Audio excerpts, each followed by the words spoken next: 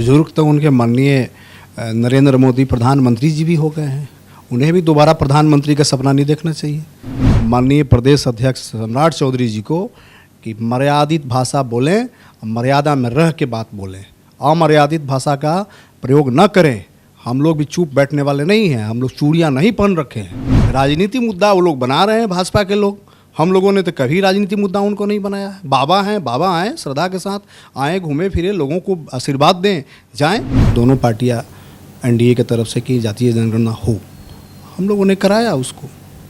अब ये किसी को रास नहीं आ रही है, किसी को हजम नहीं हो रहा है, तो उसमें हम लोगों का क्या दिक्कत है? तो इन लोगों को लगता है कि भाई अब मुख्यमंत्री के खिलाफ बोल के अपने कद बढ़ा ली जाए। ऐसे थोड़ी होता है, कभी कुछ बोल देते हैं, कभी कुछ बोल देते हैं। नमस्कार, मैं शिवम प्रेरणा, आप देख रहे हैं एक न्यूज़ 24। आज हमारे साथ स्टूडियो में मौजूद है जदयू के वरिष्ठ नेता संजय शर्मा जी, जो कि पहले सेना में भी सेवा दे चुके हैं और काफ़ी लंबे समय से राजनीति में सक्रिय है।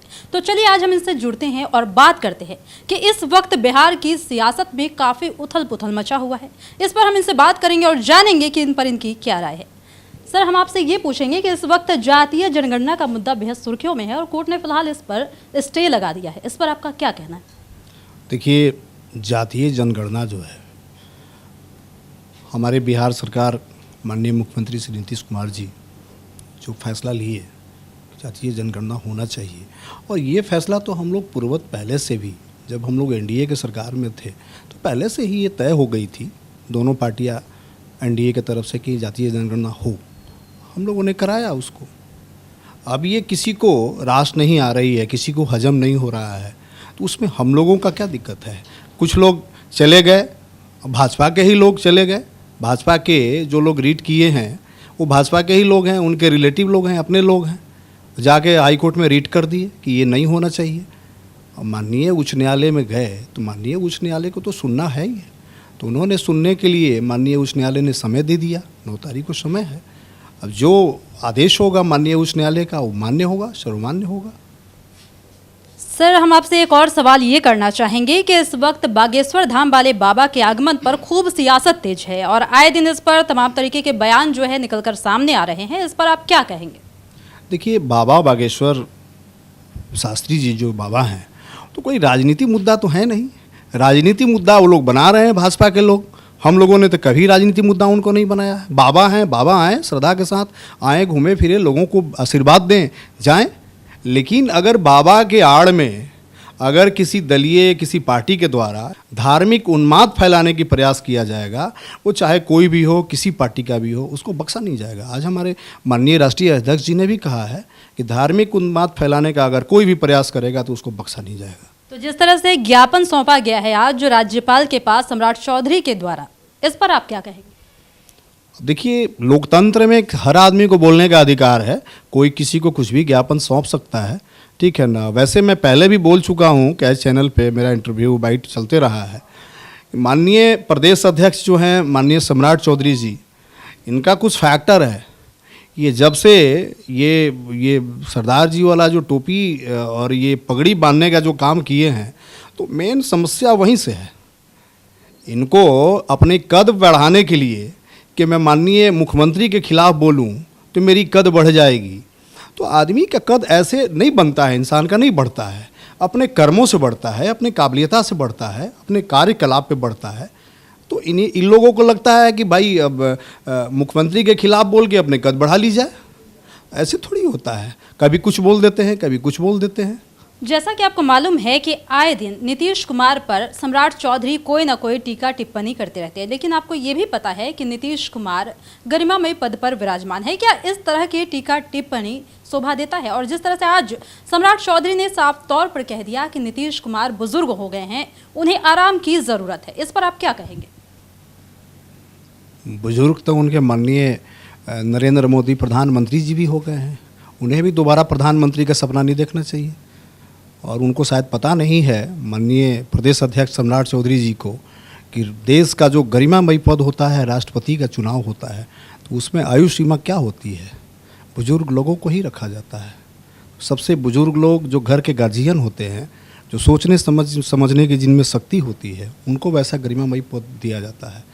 तो मान लीजिए कोई भी व्यक्ति अगर उस तरह से है गरिमामयी पद पे बैठा हुआ है और इस तरह से अगर बयानबाजी करते हैं या बोलते हैं तो आप लोग को याद होगा गुजरात में माननीय प्रधानमंत्री नरेंद्र मोदी के ऊपर राहुल गांधी जी बोले थे तो उस पर तो आप लोगों को बहुत लगा था। आप लोगों ने जाके अवमानना कर दिया, दायर कर दिया उच्च न्यायालय में और उसके हिसाब से उनकी सदस्यता भी रद्द करा दी गई। तो क्या हम लोग भी ये काम करें?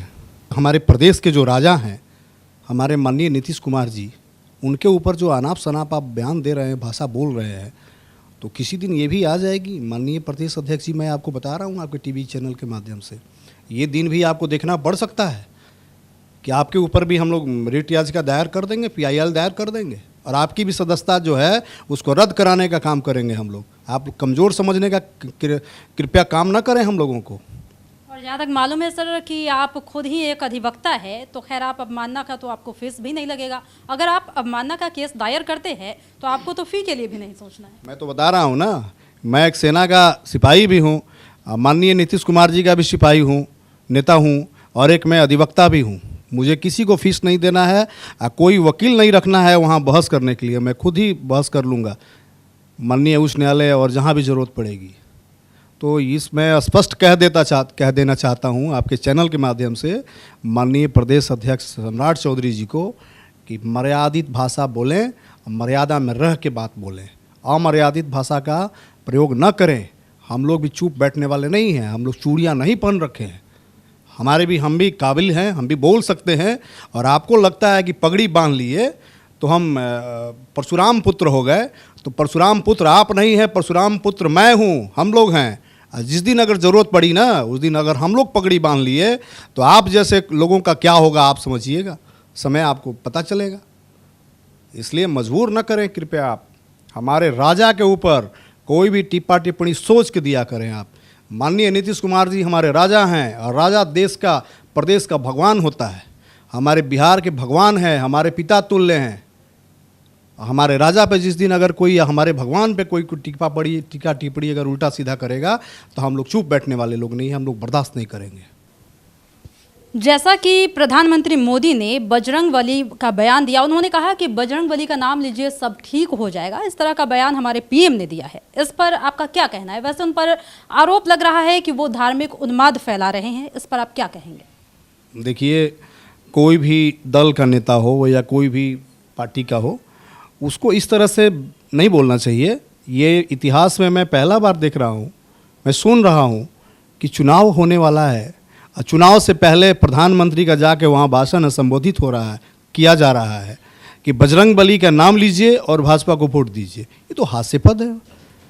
एक प्रधानमंत्री लेवल के लोगों को इस तरह से बात बोलना, कहना बड़ा ये हास्य लग रहा है, बड़ा अनुचित लग रहा है। फिर आप इस पर क्या कहेंगे? जो तमाम दिनों से बजरंग दल पर भी कई सारे बयान आ रहे हैं, इस संगठन को खत्म करने की बात कही जा रही है, इस पर आप क्या? देखिए, इस तरह से जो भी उन्माद फैला रहा है, धार्मिक उन्माद, गलत है। इसकी फैसला जनता करेगी। जनता जनार्दन से बड़ा कोई न्यायालय नहीं होता है मेरे समझ से।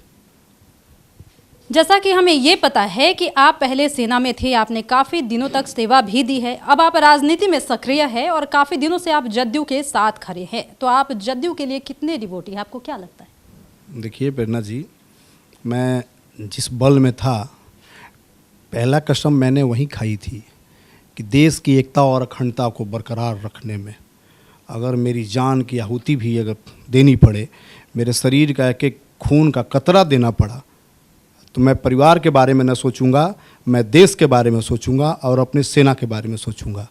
मैंने वो कसम खाई थी।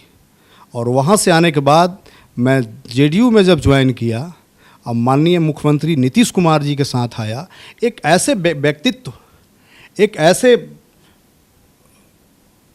लोग जिन पे कोई दाग नहीं आज तक कोई लगा पाया, कोई दाग नहीं है, बेदाग छवि है, वैसे लोगों के साथ मैंने दूसरी कसम आगे खाई है कि जब तक मैं जिंदा रहूँगा, जब तक मुझे राजनीति करने पड़ेगी, आज जब तक माननीय नीतीश कुमार जी राजनीति करेंगे, मैं ये कसम उसी दिन खा लिया था कि मैं माननीय नीतीश कुमार जी का एक सिपाही, सच्चा सिपाही, कर्तव्य और निष्ठा के साथ काम करूँगा।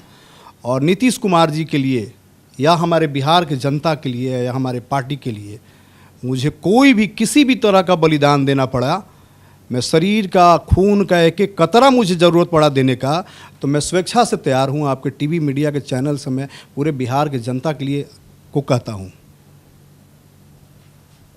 तो इस वक्त हमारे साथ जदयू के वरिष्ठ नेता मौजूद थे, जिनसे हमने कई सारे मुद्दों पर बात की। बिहार की सियासत में फिलहाल क्या हो रही है, इस पर भी बात की।